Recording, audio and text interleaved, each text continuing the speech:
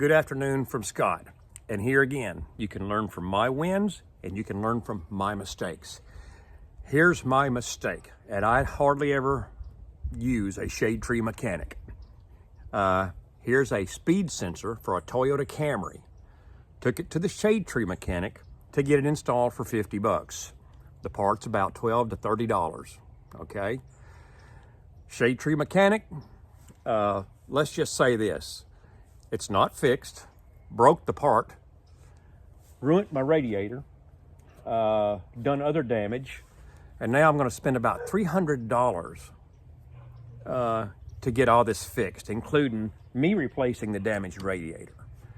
Folks, when you go up to a mechanic shop, and it's maybe, I don't know, I'm not saying all of them. Maybe there's probably some very good shade tree mechanics out there, but most of them, when you see oil all over the ground, junk cars piled up everywhere, travel trailers everywhere, I'm just saying, you may want to rethink it. Learn from my mistakes. You get what you pay for.